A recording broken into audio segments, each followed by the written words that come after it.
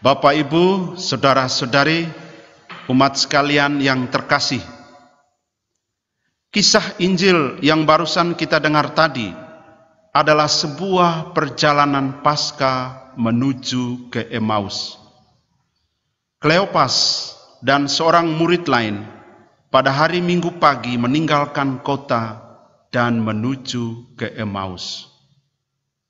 Mereka berangkat pada hari Minggu pagi setelah mereka mendengar laporan dari para wanita tentang Yesus yang sudah bangkit. Menurut cerita Injil Lukas sendiri, para rasul tidak percaya kepada laporan dari para wanita, saksi-saksi pertama kebangkitan itu. Kesaksian para wanita itu dianggap omong kosong. Petrus pun demikian. Maka untuk membuktikan kebenaran informasi itu, ia pun pergi juga ke kubur. Ternyata benar, kubur kosong. Petrus pun bertanya dalam hati, apa yang sekiranya sedang terjadi? Setelah kehilangan Yesus secara fisik akibat kematian, kini jenazahnya juga hilang dari kubur.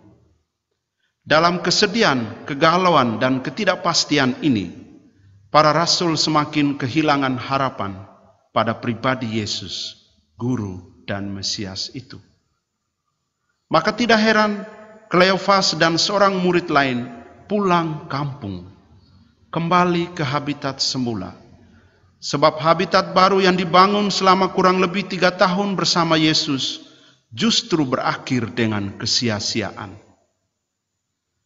Saudara-saudari yang terkasih, perjalanan ke Emmaus adalah sebuah perjalanan Paskah. Dikatakan demikian bukan hanya karena perjalanan itu terjadi pada hari Minggu pagi, Minggu kebangkitan itu. Tetapi dalam perjalanan itu ada penampakan Yesus yang merupakan bukti dari kebangkitan itu.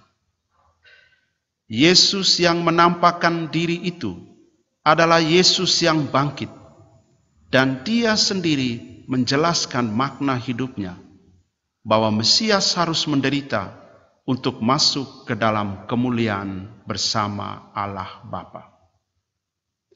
Itu berarti kematian Yesus bukanlah kesia-siaan, dan kubur kosong bukanlah kehilangan yang memupuskan harapan. Ada kebangkitan yang berhasil mengalahkan dan menghalau itu semua. Oleh karena itu, semua yang terjadi pada diri Yesus itu haruslah membuat para rasul itu percaya kepada Allah, bahwa Kristus yang mati itu telah dibangkitkan Allah dalam kemuliaan. Dosa telah ditebus oleh darah Yesus di salib, dan maut telah dikalahkan oleh kemuliaan kebangkitan itu. Penjelasan Yesus membuat kedua murid kembali akrab dengan pribadi Yesus yang hendak mereka tinggalkan itu. Untuk membuktikan kembali keakraban itu, Yesus berpura-pura pamit, tapi ditahan keduanya. Tinggallah bersama kami. Hari sudah menjelang malam, dan matahari hampir terbenam. Di malam itulah mereka makan bersama, dan terbukalah mata mereka. Mereka pun mengenal Dia. Dalam sukacita besar, mereka kembali ke Yerusalem. Saudara-saudari terkasih, kisah perjalanan Paskah ke Emmaus ini memberikan inspirasi berarti bagi kita yang tengah merayakan kebangkitan di tengah pandemi COVID-19 ini. Virus corona telah membuat kita beraktivitas dari rumah, bekerja dari rumah, sekolah dari rumah, dan beribadat di rumah. Sudah sebulan lebih kita berada dalam penantian tidak pasti. Ketika kita semakin bertanya, kapan virus ini akan berlalu? Justru waktu untuk tetap berada di rumah kembali diperpanjang. Ada ketidakpastian yang mungkin membuat kita semakin kehilangan harapan. Inilah ketidakberdayaan kita. Kita berada dalam situasi batas. Dalam situasi ini, mari Kita melakukan perjalanan Paskah bersama Yesus. Kita bercerita kepada Dia tentang ketidakpastian yang sedang melanda kita ini. Dan dalam kerendahan hati, kita mendengarkan Dia yang telah bangkit dengan mulia.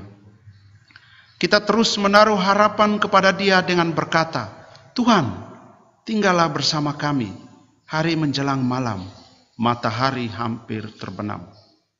Seolah-olah kita tidak mau sendirian berada dalam kegelapan virus corona yang mencekam ini. Kita membawa situasi kita ini dalam kemenyatuan yang mendalam dengan Kristus yang menderita dan kini telah bangkit. Sehingga meskipun situasi belum memberikan kepastian, kita tetap percaya bahwa Allah yang telah berkuasa membangkitkan Yesus menjadi satu-satunya Allah yang kita imani, satu-satunya Allah yang menjadi tumpuan harapan kita. Dialah Allah yang selalu membawa kepastian di tengah ketidakpastian ini. Amin.